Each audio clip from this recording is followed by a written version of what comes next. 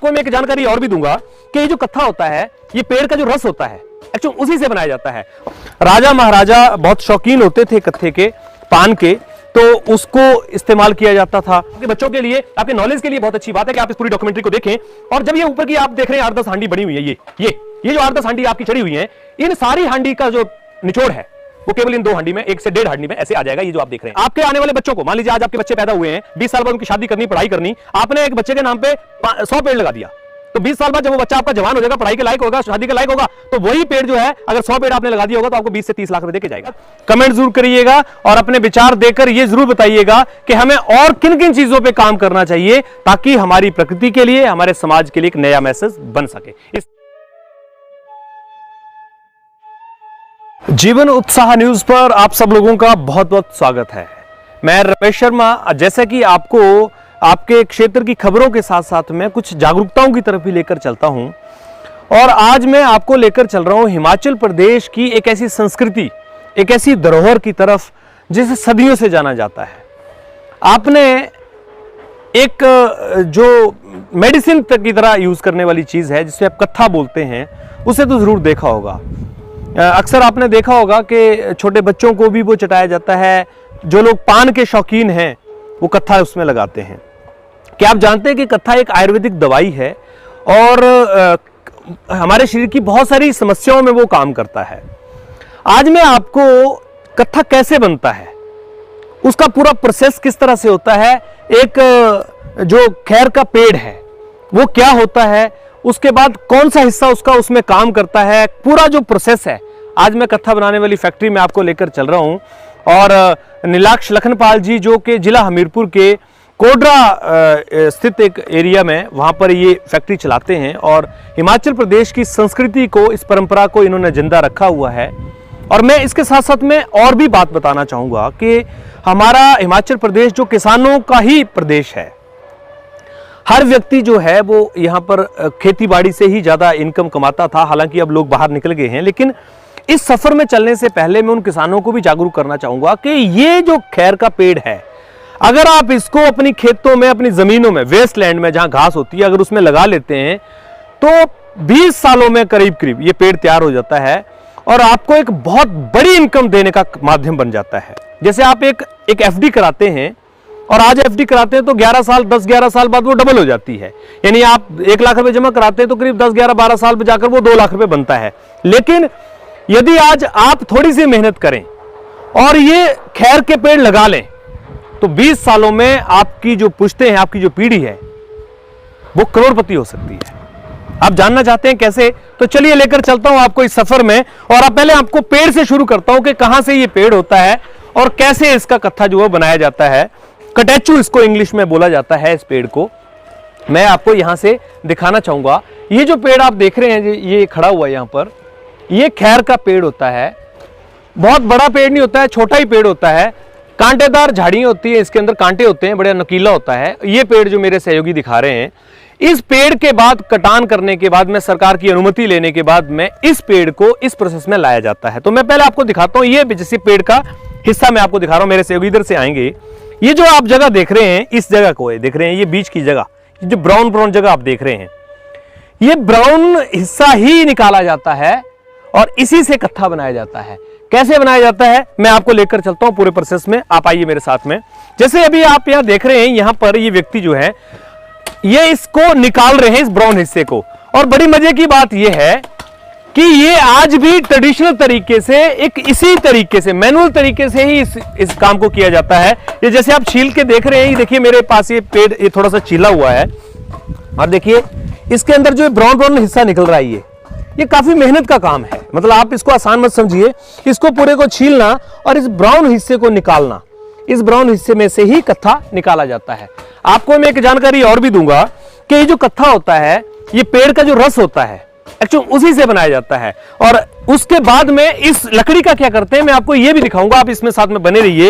ये जो ब्राउन बाहर की लकड़ी है तो वेस्ट है ही है, लेकिन इसके साथ अंदर जो ब्राउन लकड़ी है, इस ब्राउन लकड़ी को भी यूज किया जाता है। कत्था बनाने के बाद भी यूज किया जाता है। वो कहां पर मैं आपको दिखाता हूं। पहले मैं आपको पूरे प्रोसेस पे लेकर चलता हूं। ये यहाँ पर भट्टी, आप मशीन देख रहे हैं, ये इस मशीन में ये देखिए, ये जो ब्राउन लकड़ी निकाली है, ये ब्राउन ब्राउन जो हिस्सा निकाला है, ये ब्राउन ब्राउन हिस्से को मैं इससे काट कर निकाल कर ये देखिए इस तरह से ये ऐसे पूरा चूरा चूरा सा बना दिया जाता है, ताकि इसको फिर अगले प्रोसेस के लिए ले जाया जाए। इसको ऐसी बोरियों में भरकर, ये देखिए यहां पर बोरियों में भरा गया है, ये देख रहे हैं आप छोटे छोटे टुकड़े करके। और अब फिर अगले प्रोसेस के लिए हम लेकर चलते हैं। मैं आपको अगले प्रोसेस पे लेकर चलने के साथ साथ में कुछ चीजें और भी बताऊंगा कि देखिए ये एक ऐसी धरोहर है, ये एक ऐसी चीज है जो हमारे संस्कृति में, हमारे जो इतिहास में बहुत बड़े स्तर तक जानी जाती है। राजा महाराजा बहुत शौकीन होते थे कत्थे के, पान के, तो उसको इस्तेमाल किया जाता था। उसके साथ साथ में जैसे बहुत सारी बीमारियों में, टॉन्सल्स में, खासकर गले के टॉन्सल्स के लिए ये बहुत ही अच्छी चीज है। और ये कभी भी आपका जो मुंह है उसके अंदर छाले जो होते हैं वो छाले नहीं डालता कभी नहीं। ये जो हिमाचल प्रदेश का जो कत्था है, हिमाचल प्रदेश का जो कत्था है वो पूरी दुनिया के अंदर सबसे बेहतर माना जाता है, क्योंकि यहाँ का जो पेड़ है, यहाँ उसकी जो अंदर जो रस है, उसकी जो डेंसिटी है वो बहुत बढ़िया पाई जाती है। हालांकि आजकल डुप्लीकेट कत्था भी चल रहा है, डुप्लीकेट तरीके से, जिसके अंदर ओरिजिन बताया है कि वो ओरिजिन होता है एक, और उस ओरिजिन को ही इस पेड़ के अंदर पाया जाता है। तो अब क्योंकि वो डुप्लीकेट दूसरे तरीकों से, जैसे काजू के पेड़ में से भी वो ओरिजिन निकाला जा रहा है, तो उसका भी कत्था बनाया जा रहा है। लेकिन जो खैर का कत्था है वो बहुत ही बेहतरीन होता है। किस तरह से बनाया जाता है पूरे प्रोसेस में लेकर चल रहा हूं। मेरे सहयोगी आपको अब लेकर चल रहे हैं उस जगह पर जहां पर हम ये दिखाने जा रहे हैं आपको। ये देखिए ये हांडियां चढ़ी हुई यहां पर, ये दो तरह के प्रोसेस हैं। एक जो ये नीचे का प्रोसेस है और एक ये ऊपर का प्रोसेस है। ये नीचे पहले, सबसे पहले एक जो हांडी देख रहे हैं आप, लगभग इसमें 1-1.5 किलो जो है वो लकड़ी ऐसे डाली जाती है। देखिए ये डाली हुई है ना, ये उबाल कर इसको करीब करीब इसको उबालने में 4 से 6 घंटे जो है वो यहां पर उबाला जाता है। ये जो नीचे की हांडी आप देख रहे हैं, इनमें पहले 1 से 1.5 किलो के करीब डालकर उबाल कर इसका पूरा रस निकाल लिया जाता है। और उसके बाद जो बाकी लकड़ी बच जाती है, जो ऐसी जो बीच में डाली हुई है, ये जो फिर उबालने के बाद जो बच जाएगी, जब पूरा रस निकल कर आ जाएगा, उसको देखिए यहां पर इसी से जलाने का काम कर लेंगे, यानी इसी को इनसे जलाने के लिए लगा देंगे। और ये देखिए बीच में उबल रहा है। ये सारा उबलने के बाद में फिर इसको इस प्रोसेस में लाया जाता है। यानी कि आप ये मानिए कि ये 100% प्रोसेस है, और इसके बाद ये जो है वो लगभग 50% रह जाता है। यानी अगर 1 किलो यहां पर, तो यहां आकर वो करीब करीब 500 ग्राम 400 ग्राम रह जाता है। लेकिन इस 400 ग्राम को भी फिर उबाला जाता है। इसके लिए भी काफी लंबा टाइम रहता है। मैं नीलाक्ष जी से भी आपकी बात कराऊंगा और उनसे भी हम समझेंगे कि इस प्रोसेस में कितना टाइम लगता है। ये आपकी जानकारी के लिए, आपके बच्चों के लिए, आपके नॉलेज के लिए बहुत अच्छी बात है कि आप इस पूरी डॉक्यूमेंट्री को देखें। और जब ये ऊपर की आप देख रहे हैं 8-10 हांडी बनी हुई है, ये जो 8-10 हांडी आपकी चढ़ी हुई है, इन सारी हांडी का जो निचोड़ है वो केवल इन 2 हांडी में, 1 से 1.5 हांडी में ऐसे आ जाएगा। ये जो आप देख रहे हैं, यानी ये जो मैंने आपको दिखाया था, ये 1 लीटर प्रोसेस है, तो ये करीब 400 मिलीलीटर प्रोसेस बन गया। और अगर 1 लीटर में से 400 मिलीलीटर रह गया, तो यहां पर आकर जो है वो करीब करीब 100 से 150 ml रह जाएगा, मैक्सिमम 200 ml रह जाएगा। तो ये जो प्रोसेस है यानी कि 20% पे आ जाता है। अब यहां पर मैं नीलाक्ष जी को लेकर आऊंगा। नीलाक्ष जी जो इसको चलाते हैं, काफी लंबा तजुर्बा है इनका, और मैं नीलाक्ष जी से बात करूंगा। नीलाक्ष जी, बहुत बहुत स्वागत आपका जीवन उत्साह न्यूज पर। पहले तो हम आपको बधाई देना चाहेंगे कि एक ऐसी परंपरा को आपने जिंदा रखा है जो हमारे राजे महाराजाओं के समय से चलती हुई आ रही है। और दूसरा, हमारे जो किसान हैं उनके लिए एक बड़ा रोजगार का प्रेरणा बन सकता है। अगर आज हमारे किसान इसको लगा लें और 20 साल बाद, अगर मान लीजिए आज 500 पेड़ कोई आदमी लगा लेता है, तो आज अगर 6-7 हजार रुपए का पेड़ बिकता है, तो 20 साल बाद ये पेड़ 15-20 हजार रुपए का होगा। तो 500 पेड़ अगर लगा लेता है तो 20 साल बाद 1 करोड़ रुपए का हो जाता है। तो अगर 20 साल में वैसे आदमी चाहे तो 1 करोड़ कमा नहीं सकता। लेकिन अगर इस प्रोसेस में अगर उसको पेड़ का पैसा भी मिल जाए और हमारी प्रकृति भी जिंदा रहे, हमारी प्रकृति को भी पेड़ मिलेंगे, और उसके साथ साथ में जो एक कत्था है ये आयुर्वेदिक रूप से हमारे समाज के लिए भी काम करेगा। तो थोड़ा सा मैं चाहता हूं कि इस प्रोसेस को लेकर क्या आप खास टिप्पणी है जो करना चाहेंगे, हमारे दर्शकों को बताना चाहेंगे? ये बहुत ट्रेडिशनल मेथड है और इसके भट्टियों के द्वारा हम लोग कत्था बनाते हैं। तो ये जो एक प्रोसेस है 3-4 घंटे लेता है, और 3-4 घंटे के बाद ये गाढ़े रूप में आता है जी। फिर हम उसको कलेक्ट कर लेते हैं जी, और फिर उसको आगे प्रोसेस में ले जाते हैं। ठीक है जी, मैं आपको अगले सफर पे लेकर चलता हूं, इस प्रोसेस की तरफ लेकर चलता हूं। जब यहां से ये इस हांडी के पास जो ले जाते हैं, मैं अगले प्रोसेस पे आपको लेकर चल रहा हूं। आइए आपको लेकर चलते हैं और आपको दिखाते हैं कि किस तरह से ये कत्था तैयार होता है। तो चलिए, आपको मैं लेकर चल रहा हूं इस प्रोसेस में। और देखिए, ये यहां पर एक बड़ी बात मैं आपको दिखाना चाहूंगा। ये जो हांडी रखी है, ये जो हांडी मैंने वहां रखी है, वही हांडी यहां पर लाए हैं। तो इस हांडी को रात को यहां रख दिया जाता है और करीब करीब 10 से 12 घंटे इस हांडी में, अगर यहां पर खास बात ध्यान रखने वाली क्या होती है इनके लिए कि इसको अगर ये जम गया, अगर ये रात को ऐसे दही की तरह जम गया तो समझिए ये कत्था बन गया।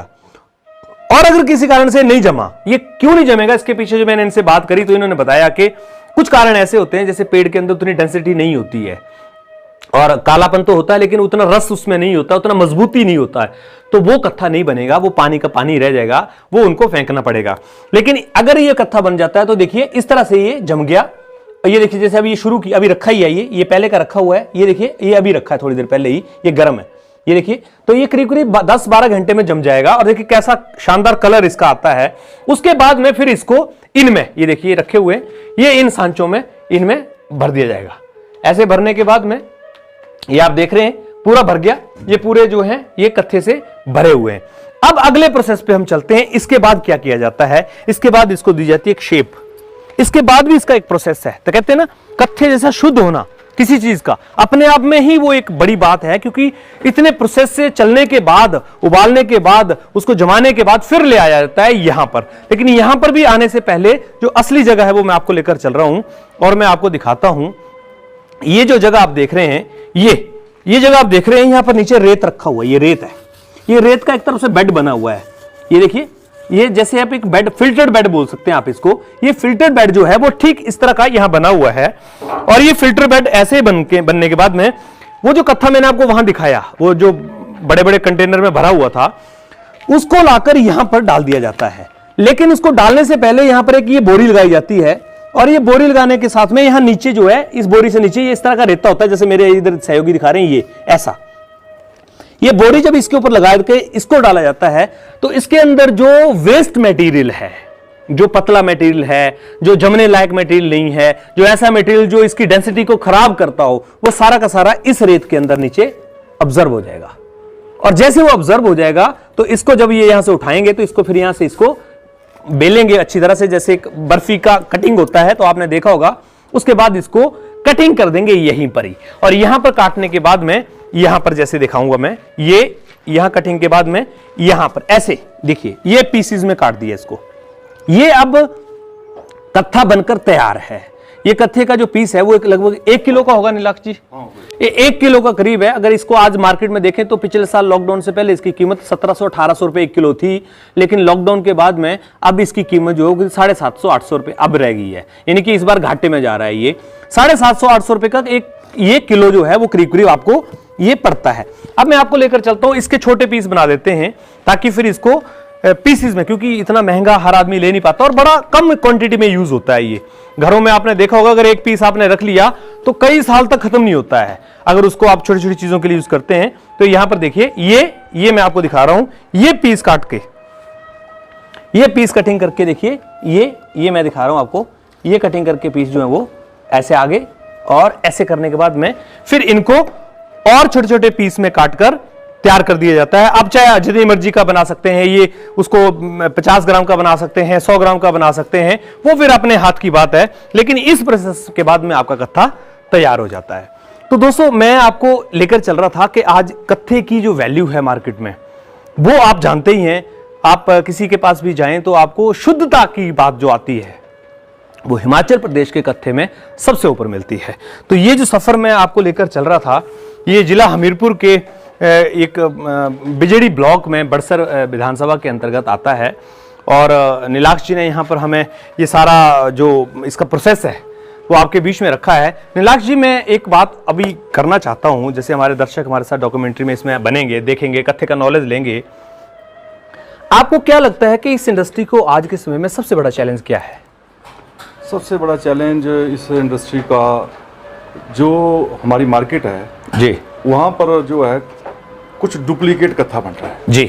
और जो ये पान पराग है, जी, सरकार बोलती है कि पान पराग खाने से कैंसर होता है जी, और मैं बोलता हूँ कि अगर तंबाकू के अंदर ओरिजिनल कत्था पड़े जी तो किसी को कैंसर नहीं हो सकता है। ग्रेट, बहुत बढ़िया। क्योंकि सरकार हमेशा डुप्लीकेसी के ऊपर नहीं जाती है जी।